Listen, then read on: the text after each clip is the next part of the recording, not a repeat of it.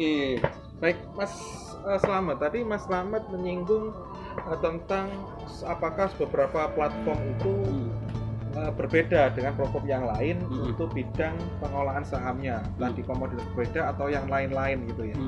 Oke, bisa dijelaskan lagi nih Mas Slamet, apakah beda platform itu kemungkinan juga beda komoditas atau mungkin satu platform itu bisa banyak komoditas? Oke, silakan dari Mas Slamet. Iya, kalau saya bicara masalah investasi, saham itu hanya satu platform itu, tapi banyak pilihan sahamnya Pak gitu. Oh, gitu. cukup Jadi satu ya cukup satu untuk beberapa iya, komoditas. tapi seandainya ada yang mirip-mirip dengan investasi, mengatasnamakan investasi dengan tidak terdaftar mungkin di OJK dan lain sebagainya, untuk sahabat-sahabat pemula ya perlu dikaji lagi atau tanya-tanya yang memang berpengalaman di bidang tersebut gitu Pak, untuk menjadikan hal-hal yang tidak diinginkan lah. Mengantisipasi, tindakan preventif nih ya. Jadi kita juga harus hati-hati nih. Oke, baik. Menurut Mas Ari ini, tadi tentang otoritas jasa keuangan ya.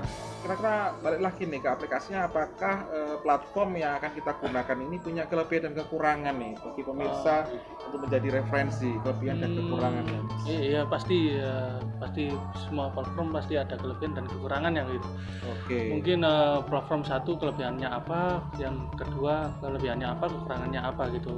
Untuk beberapa platform itu ada yang memang benar-benar punya kelebihan dalam hal menunjukkan informasi dan juga dalam hal menu-menunya itu pun banyak gitu. Tapi fitur-fiturnya banyak, tapi ada beberapa kekurangan seperti dalam hal pendaftaran gitu. Kadang ada juga platform yang untuk mendaftar saja juga butuh waktu gitu. Pendaftaran butuh waktu ini, apakah pemirsa belum tahu ya, untuk pendaftaran ini apakah yang diupload syarat-syaratnya, ya poin-poin itemnya, ataukah mungkin butuh verifikasi berlanjut? Kadang-kadang sering nih saya daftar ke suatu platform itu ya, itu butuh verifikasi tahap 1. Setelah itu nunggu kurang lebih 2 hari atau 3 hari satu verifikasi yang kedua. Apakah seperti itu nih Mas? Iya, seperti itu kadang. Kayak kita butuh apa aja yang mau harus diupload gitu. Setelah itu tunggu beberapa hari, setelah itu dikonfirmasi gitu. Ada yang gitu, tapi juga ada yang langsung. Ada yang langsung sehari jadi langsung bisa login. Gitu ya. Kadang ada salah satu platform yang salah satu aplikasi yang juga hanya foto KTP juga sudah bisa gitu. Sudah bisa. Memang ada risiko-resikonya nih ya. Kita masih nawang nih. Jadi kemudahan dalam registrasi, terus ternyata ada resikonya lebih besar. Atau mungkin registrasinya agak sulit karena butuh banyak akses verifikasi, tapi resikonya kecil. Apakah bisa seperti itu? Ya, itu berpengaruh. Kadang yang lebih gampang registrasinya itu biasanya ada beberapa kekurangannya gitu. Kadang kalau kita sudah daftar itu kadang keluar sendiri gitu kadang. Keluar sendiri apa? Maksudnya keluar sendiri apa? Logout atau datanya hapus? Datanya logout, tapi kita bisa masuk lagi asal hafal password dan kita lain-lain gitu ya. Oke, baik ya pemirsa ya. Jadi kita bisa memprediksi meramalkan prediksi atau proyeksi jika registernya itu semakin sulit, biasanya resikonya lebih rendah ya daripada yang registernya easy to use, lebih mudah, tapi mungkin resikonya bisa jadi lebih besar gitu ya. Mas Ari dan Mas Slamet. Oke, baik. Nah, kita ngomong-ngomong selanjutnya nih ya, setelah kita mengkaji banyak hal ya dari perspektif kita tentang strategi ya.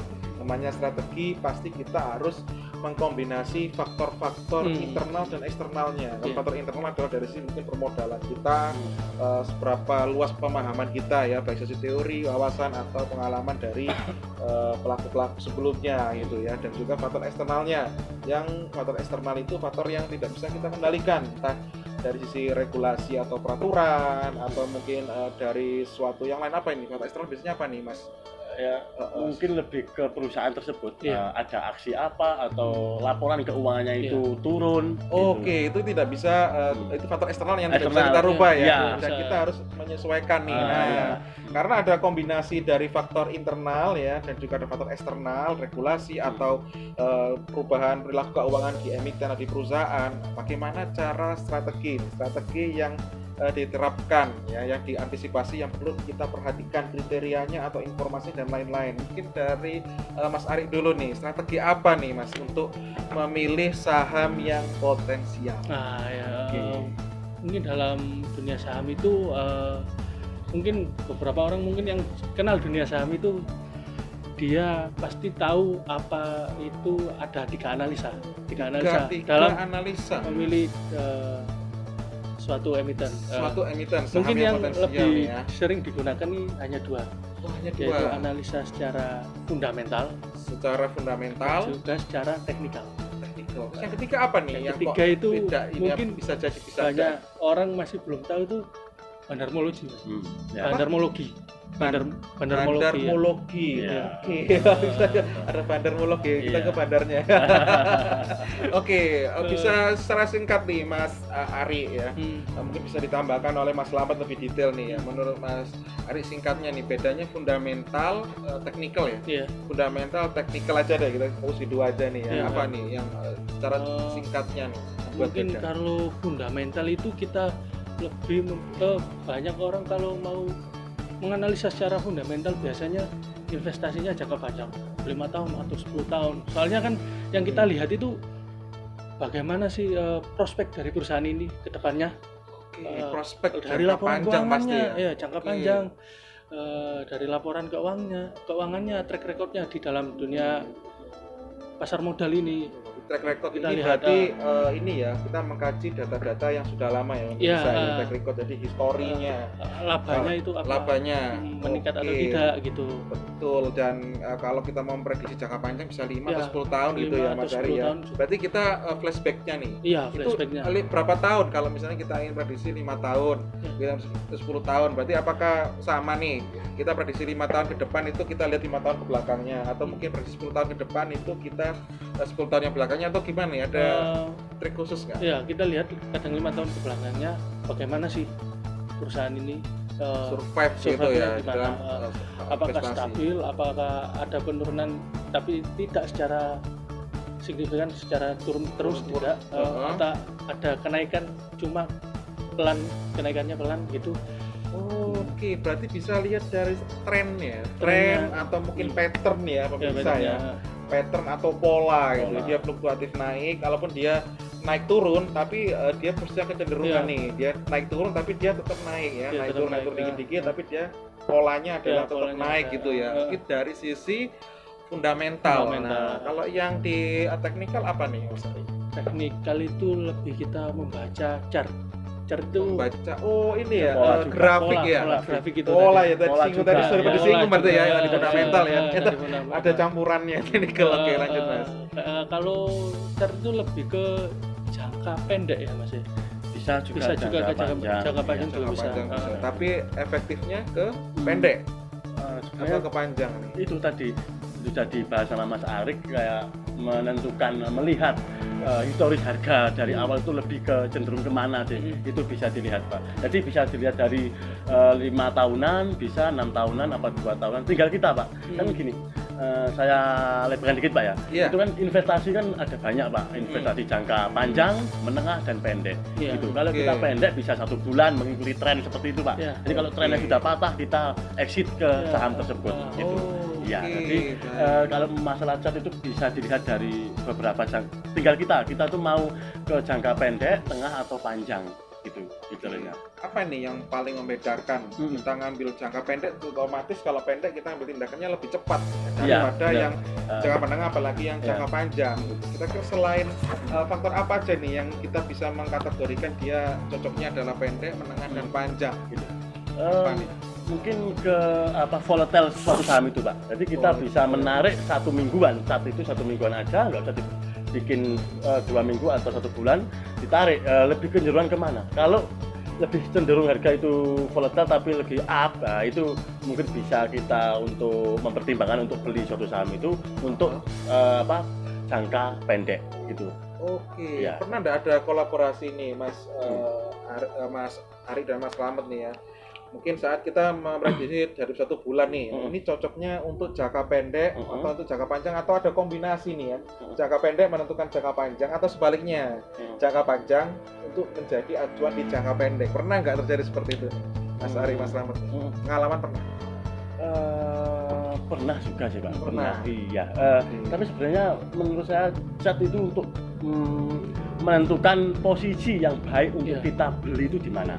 Kita masuk posisi saat kita beli. Posisi yang paling enak, paling pas, ya, paling pas, enak. iya, gitu. Pas saat mau beli. Okay. Karena kan kita menentukan baik investasi jangka pendek, tengah atau panjang itu kita harus tahu posisi yang baik untuk kita beli itu di harga berapa, di rank harga berapa, sehingga kita meminimalis harga itu cenderung turun gitu loh. Kalau turun pun nggak banyak, nggak tinggi, jadi kita bisa ketika harga turun kita tambahin aja porsinya kita, sehingga nanti ketika ada up itu kita bisa laba, sudah plus, nggak min lagi gitu Pak. Itu jadi tips trik ya. Oke, jadi kita bermain prediksi, proyeksi, dan juga meramalkan nih ya. Oke, baik. Pertanyaan yang terakhir, pemirsa sekalian ya, sudah banyak sekali ya gitu. Ya. Pertanyaan yang terakhir nih ya, mungkin dari Mas Ari dulu nih ya, tentang tips dan trik ya bagi rekan-rekan pemirsa semua yang ingin menerjuni dunia saham investasi. Tips-tips untuk pemula yang ingin terjun ke dunia investasi. Oke, silakan dari Mas Ari dulu nih ya. Mungkin yang pertama sih harus mau dulu sih. Harus mau dulu. Niat dulu ya. Niat dulu. Itu dulu. Harus niat dulu. Mau nggak terjun di dunia pasar modal atau dunia saham ini gitu. Setelah itu kita pelajari dulu. Apalagi kalau lebih bagus kita pelajari, kita juga harus ada pendamping juga yang sudah pendamping pemirsa ya. Seenggaknya ada. Soalnya memang semua investasi itu ada risikonya. Semua investasi ada risiko. Oke, setuju setelah sekali. Itu kita lihat budget atau dana kita sesuaikan dengan sektor apa sih yang mau kita beli, perusahaan apa yang mau kita beli gitu. Oke, baik. Jadi ngomong-ngomong, Mas Ari dan Mas Slamet ini berkenan enggak ya kalau misalnya menjadi pendamping para pemirsa semua yang di sini? Berkenan enggak nih? Insya Allah berkenan. Berkenan ya. Membagi ilmu ya. Baik. Asal kita punya waktu masing-masing. Bisa menyesuaikan. Mereka lagi sibuk ini juga nih ya, saham juga ya. Jadi pemirsa yang berminat bisa di kolom komentar gitu ya, komen atau bisa di private message nggak ya? Nanti hubungi aja di komen, nanti akan di komen balik ya. Jadi mungkin Mas Ari dan Mas Slamet akan bisa mendampingi ini. Ada lagi Mas Ari, selain nawa itu niat, terus ada butuh pendamping juga, ada lagi nggak? Mungkin jangan berpikiran untuk kita mau cepet kaya gitu. Nggak bisa gitu. Kalau mau cepet kaya nggak bisa kayak gitu kan gitu. Kita semuanya pengen cepat kaya. Iya, cepet kaya tapi harus ada proses gitu. Semuanya butuh proses gitu harus, ya. Kita harus belajar bener-bener gitu. Oke, baik, belajar bener-bener dan semuanya butuh proses, butuh waktu ya juga. Nah itu kalau sudah diniati pemirsa, kalau sudah diniati maka niat untuk berproses, niat untuk berpengalaman dan lain-lain itu insya Allah akan bisa lancar itu ya. Dan pengen cepat kaya, nawaitunya ingin cepat kaya juga akan bisa segera kaya gitu. Tapi waktunya kapan? Mungkin ada satu sih tipsnya. Kalau pakai dana untuk melakukan investasi saham, seenggaknya dana itu harus dananya itu dari uang dingin gitu Pak. Maksudnya bukan emas dulu. Dana dingin.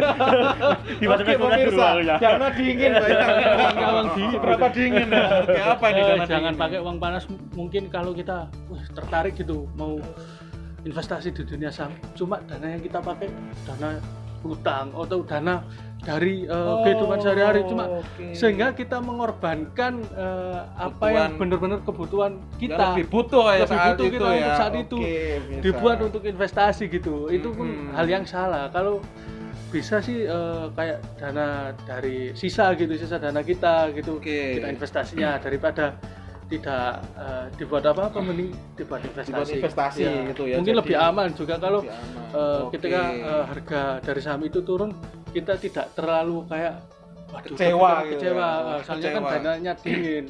dananya dingin. Oke, itu ya pemirsa ya tips ya. Kalau mau investasi jangan modalnya hutang ya. Kalau bisa juga nggak hutang. Jangan bisa hutang. Oke. Ada lagi Mas Ari ya? Mungkin itu saja. Oke dulu ya. Oke, baik. Nah, dari Mas Slamet nih, mungkin ada tambahan. Oke. Tambahannya mungkin sedikit aja ya Pak, soalnya sudah dipaparkan sama Mas Ari. Sudah diborong. Jadi menambahkan poin-poin tertentu aja untuk dana dingin yang masuk di kulkas dulu itu loh Pak. Itu memang Kaduan ya. Iya, nambahin sedikit. Jadi kan kita mengandeng-andeng, wah ini ada uang 100 juta gitu. Mau saya buat apa gitu, kepentingan apa? Ini saya belikan suatu saham dulu gitu Pak. Padahal 2 atau 3 bulan lagi itu kepake dana itu gitu. Kita beringinan, oh ini nanti kalau cuan 50 juta jadi 150 juta lumayan gitu. Mumpung belum kepake, saya masukkan ke investasi saham. Ternyata 2 bulan sahamnya tidak naik, cenderung turun. Lah itu yang dimaksud. Jangan pakai uang dingin. Jangan pakai uang yang panas. Non dingin ya. Jangan pakai uang yang tidak dingin, maaf ya. Tidak dingin, non soalnya dingin. nanti itu kalau kita beranggapan ada waktu 2 bulan kok belum kepake, tapi kan kita nggak tahu, kita dukun tapi ya tidak memastikan loh, tidak bisa memastikan bahwasanya suatu saham itu pasti naik atau apa. Iya.